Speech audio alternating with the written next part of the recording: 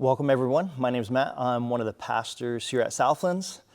Today we're going to have a conversation and unpack our summer sermon series that we called The Great Physician, where Jesus wants to use everyone and heal everyone. And I have some really good friends with me here. I have Lauren, that is a medical doctor, Tom, who I would say is our local poet, and Alan, who gives lead to Southlands Brea. And today we're going to be discussing a bit of a theology around healing. What does it look like to cultivate a culture of expectation in your church, and also hear some testimonials. So why don't we kick things off and jump right in. Alan, what are some of the different ways we see Jesus healing in the Gospels? Yeah, Matt, as we started this series, we just wanted to go through the Gospels and acknowledge that, firstly, Jesus called himself a physician. When he introduced himself, he said, "I've come for those who know they are sick. I haven't come for the healthy. I haven't come for those that think they're righteous, but those that know they're unrighteous." And so he reveals himself as the great physician, ultimately to heal our sin sickness. And very often people would come to him and would be coming for a physical disease healing. You think of the paralytic let down through the roof by his friends, and they are expecting for a physical healing, and they get that, but actually Jesus says, "Son, your sins are forgiven," which is quite offensive in many ways, but he was illustrating his real deeper healing, most important healing, which was to come and heal us of sin sickness, of separation between us and God.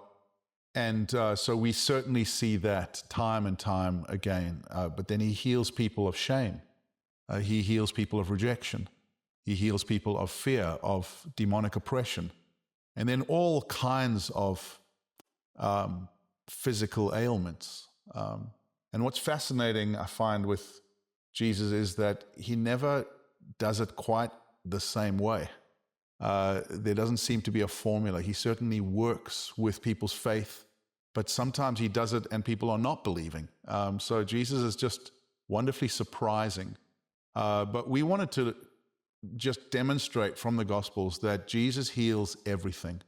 Very often when he would encounter someone, he would pronounce shalom, peace, on them, which means a wholeness of body, soul, and spirit, and even of relationship to God and people.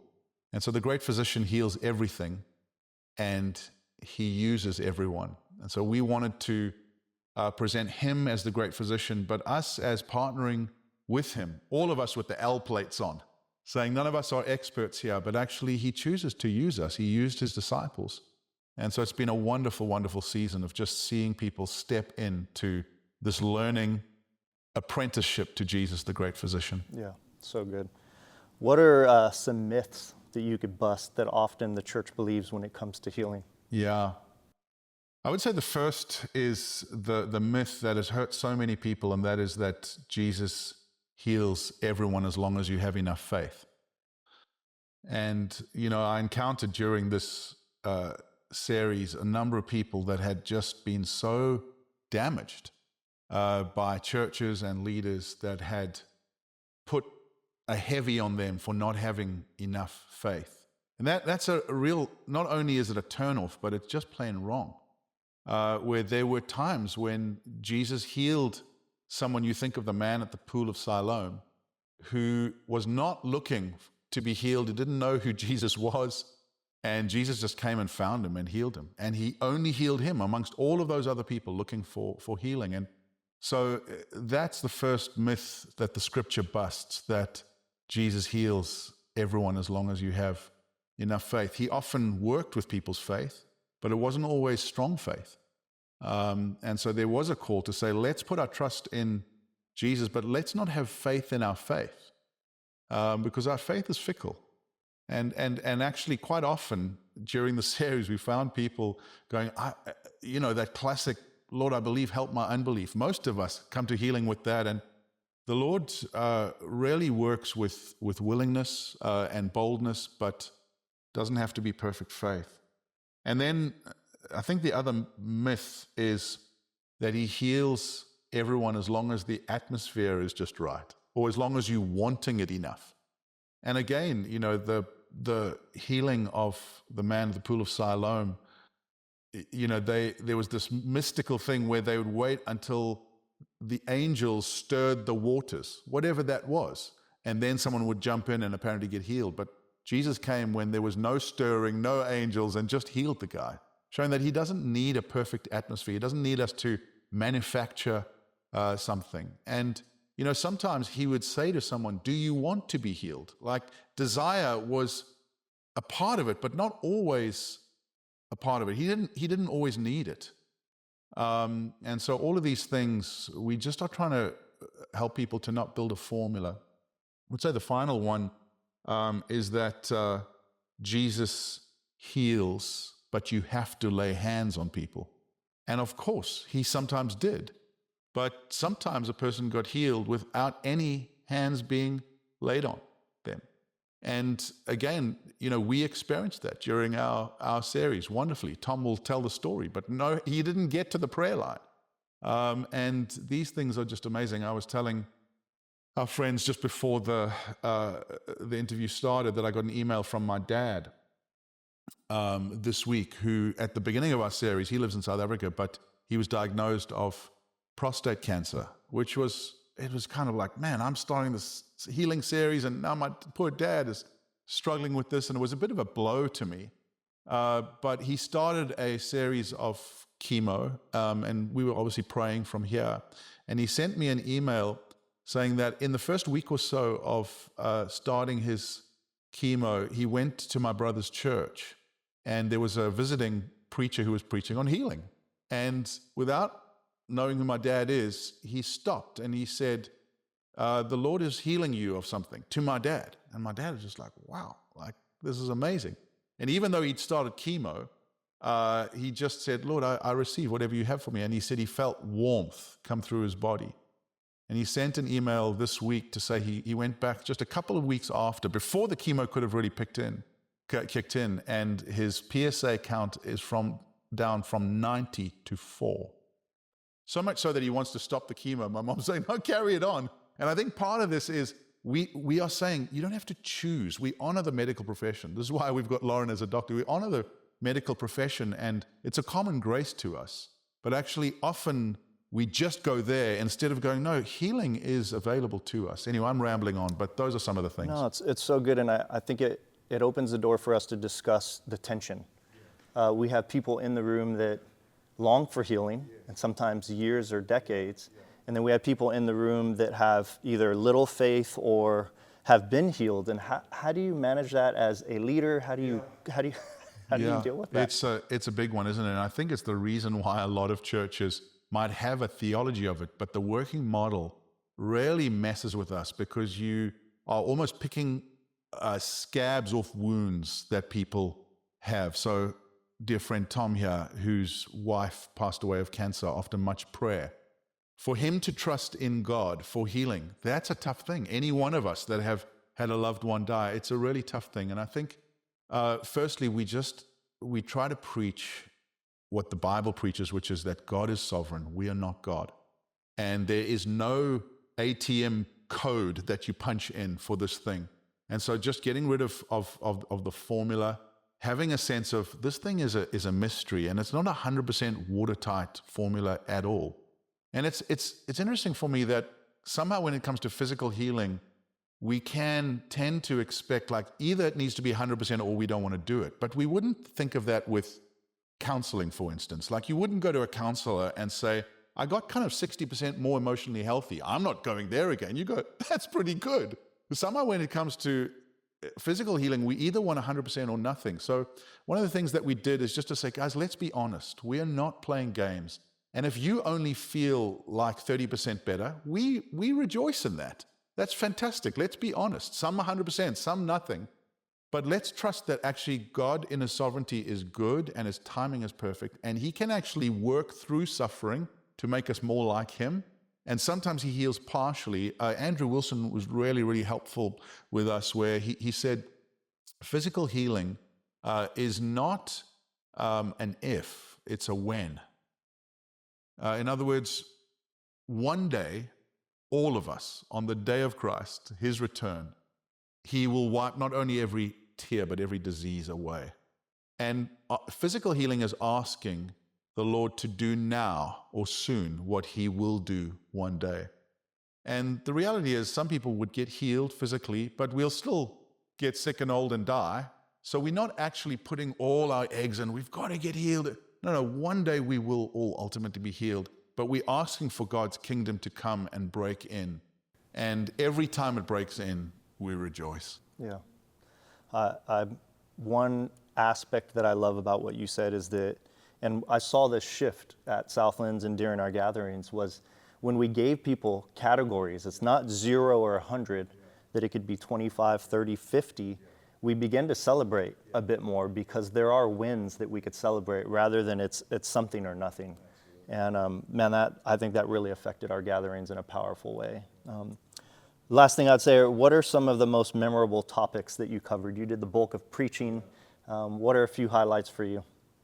Well, there were some surprising ones where, the Lord healing us of fear and pride and shame and rejection and despair. Some of these less obvious ones where it's there in the text, Jesus healing these things, which I think was surprising to people that the Lord always was going deeper, and we just experienced God healing people of those. And still to this day, we keep on hearing just people saying, man, I feel different in some ways, But I think probably the one on the demonic was the one of the most memorable, I think, and just helping people, especially here in Orange County, where we tend to dismiss the demonic as sort of spooky, that's sort of something that happens in South America or Africa or whatever. It just going, no, actually, there is a foothold that we can give the enemy. Ephesians 5 and 4 talks about that through quite common means, and that Jesus actually wants to set people free. And so that was a key one. I think probably one of the game changers was helping people to realize that physical and emotional healing was part of Christ's atonement. So we kept on going back to Isaiah 53, by his wounds we are healed, which is primarily about the healing of sin. But actually in there, it says he was wounded for our transgressions. He was pierced for our anxieties. The punishment that brought us peace was upon him. And then it also includes our afflictions. He was wounded for our afflictions. And what's fascinating is the Gospel of Matthew, when it gives all of the list of what Jesus healed in terms of diseases, says this was to fulfill what the prophet Isaiah said. He was wounded for our afflictions, our transgressions, and our anxiety. So the gospel writers saw Jesus healing primarily about sin, but also including emotional and physical woundedness. And I think making the connection was probably the game changer for people to expect big things of God. So helpful. Lauren, so good to have you here. So Lauren, I would love to hear a bit of your testimony and how the Lord met with you this summer, and then also just the tension or how you manage being in the medical profession, a medical practitioner, and how faith and healing and your walk with Jesus, but also the medical field, how you hold that tension. Yeah. So a few weeks before we started the Great Physician series, I found out I was unexpectedly pregnant with our third child. My husband and I's third child, and it was just a very difficult pregnancy.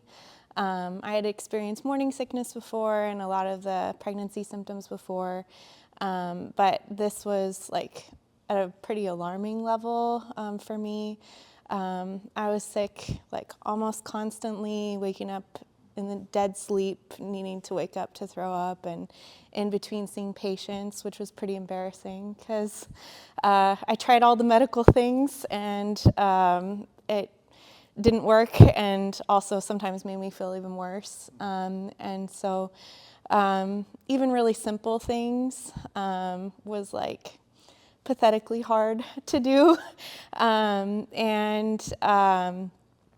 I've always had the personality to just like power through. I mean, that's like ingrained in you in medical training, is like you just power through. But that part of me just like wasn't activating, I guess.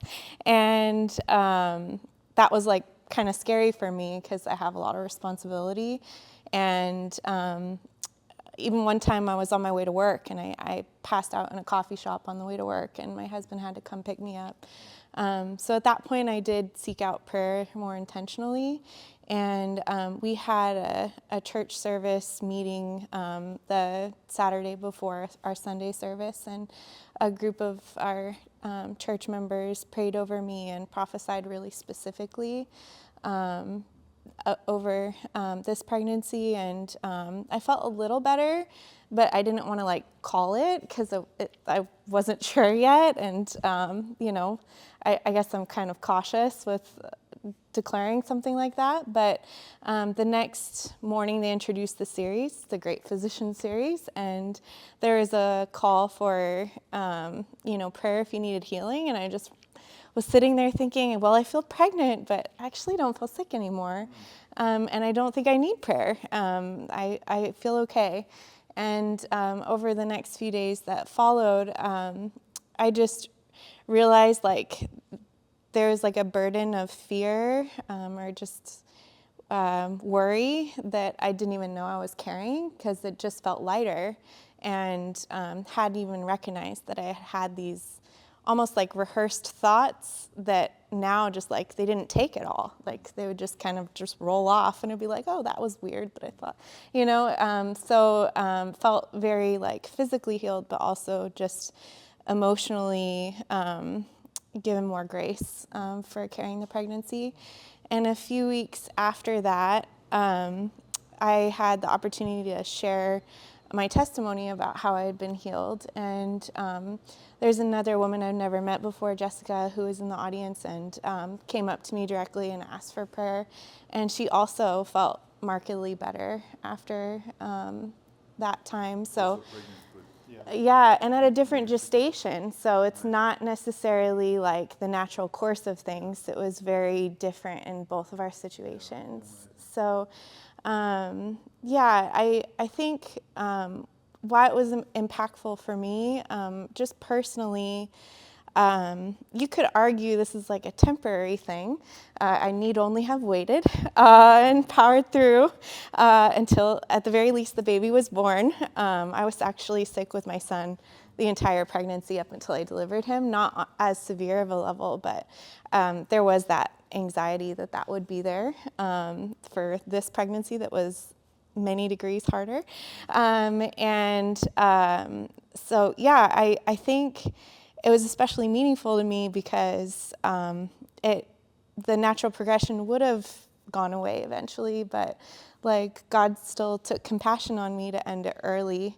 And not only that, but like confirmed that he cared about it by healing someone else, and that the healing wasn't just for me, it was also for someone else. So I think as a physician, I actually have had experience with supernatural healings, and so I kind of had a category for that in my practice. But honestly, my job as a physician, I'm there to help interpret what's going on in someone's body with the best of what we know, and offer what we can by way of help. Also sometimes temper expectations about what the natural progression of things will be like, and that sometimes feels like a faith killer to talk about the natural progression of things. So that's why it has been refreshing talking about this series, because there is a variety of experiences among people dealing with illness, and very faithful people, and very faithful people's children who I care for. I'm a pediatrician, which is super vulnerable. I just have found that it is, I don't know, like almost like there's the freedom to expect what you touched on, like partial healing or things of that nature. I think it has encouraged me, like, whatever you can do to help. When patients come to see me, they expect that, or I want them to be healed as their physician, and how much more so, like, the Lord, who and their cares for them, and whatever that looks like, whatever measure of healing, and whatever timing, it's, I think, encouraged me that those things can operate together. And I don't think that always looks like, directly laying hands and praying for my patients. I have done that before, but usually I'm dealing with the service for what the patient came for, and I don't always have time for that.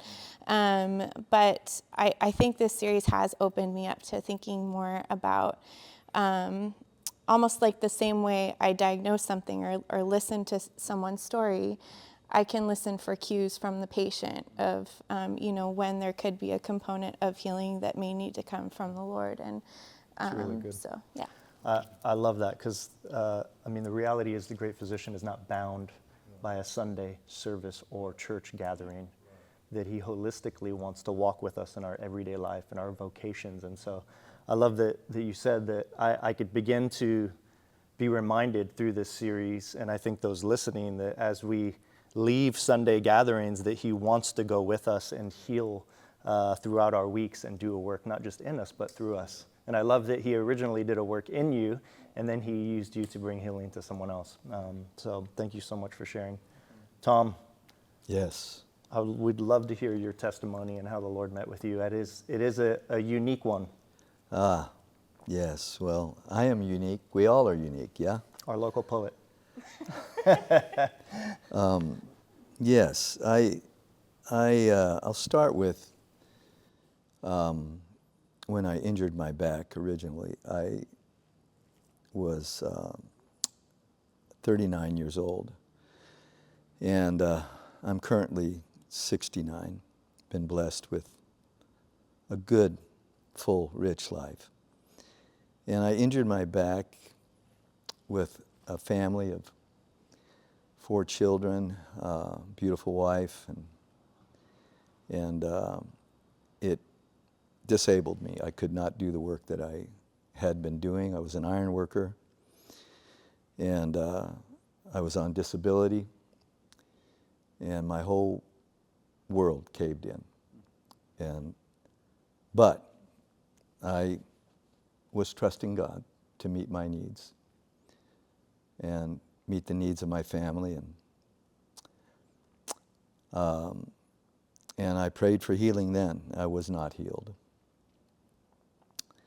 And I went through treatments, and it became tolerable. We'll call it that. But I couldn't do certain physical acts. Like, I really couldn't bend over and touch my toes. I couldn't bend over very far at all. And I just learned to work around it. So there had been many times, there had been healing services and calls for healing. And I'd prayed, and I'd gotten prayed for, and it never went away. It was kind of always there. So then 3 weeks before this series started, all of a sudden, this severe pain, this stabbing pain I experienced when I first herniated my L5, my lumbar 5 disc in the lower back, came back. And I couldn't get out of bed without it just being excruciatingly painful. And I became very concerned. And so I started trying to do the things, stretching and all the things that I'd done for the previous 30 years to alleviate the pain. I think you can relate, probably. You know what I'm talking about in the medical field. And so, I kind of knew what to do. I took some Advil, did the things we do. If you have a headache, you take Tylenol or whatever works for you. And wasn't that I didn't have faith, but it wasn't preferring that. it was using that to help and trying not to do things to aggravate it. And then the series came up. And so I'm on the ops team. I'm helping out, serving the people of God. And I'm loving that. I find the peace of God in serving and here at this church and with the people of God. And so the pain, kind of every morning it'll be severe when I get up, but kind of eases up where I can move around okay. And so I was moving around all right, but man, it was just still there. And so during the service, there was a call. Someone had gotten this overwhelming feeling, a word from the Lord that if there were people there that had severe back pain in their lower lumbar, in the L5, L4 discs, that they come up for prayer and that there would be healing for them. And so I'm in the back and I'm on the ops team and I'm thinking, okay, this is at the end of the first service. I'm thinking, okay, Lord, is that me? I'm going to go up. I'm going to go up. I believe for healing. I've just felt this sense. It's like a little boy. Yeah, okay, me, that's me. And I started to move to the front, and then someone stepped in, kind of like at the pool of Siloam. And I'm waiting, and they're praying, and then the service comes to an end. And so I said to the Lord, to myself, okay, that's okay. I don't need to go up to the front. And I'm going to be here for the next service, so I'm good, Lord. I know you can heal me. And so I waited. And the second service came. At the end of the service, they had another call for healing to come to the front. People get prayed for. And I'm in the back, and it's crowded again. I'm like the man at the pool. Just no room for me. That's okay, I say to the Lord. That's okay. You can heal me right where I am. And all of a sudden, I kid you not, I'm standing in the back, and I get this overwhelmingly hot, feeling like a hot pad on the very spot of my back.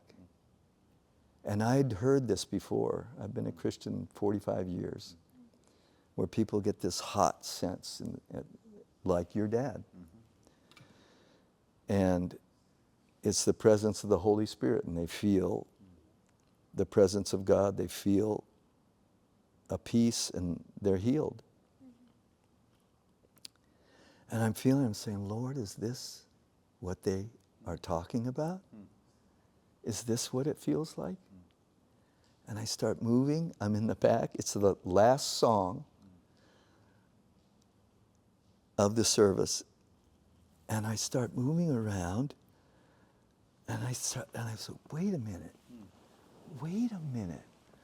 That feeling has gone completely away. Now, this is weeks later. It is completely gone. The severe pain, completely gone. And so all I can say is,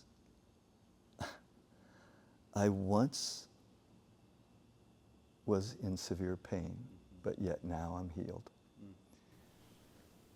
And I know it was the hand of God. So powerful. I love it.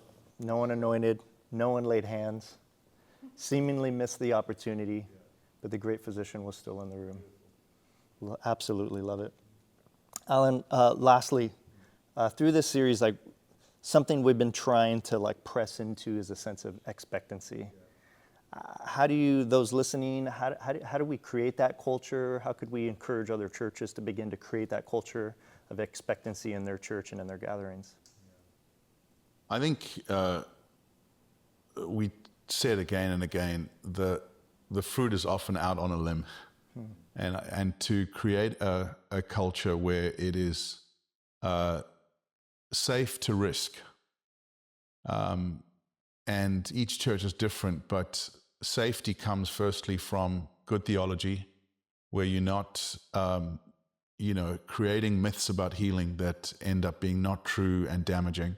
You have a big enough theology that includes suffering, as we said, but actually where the kingdom of God breaking in to heal people is seen as normal, where people don't feel like they have to be experts. And I think part of that is our pre-service prayer.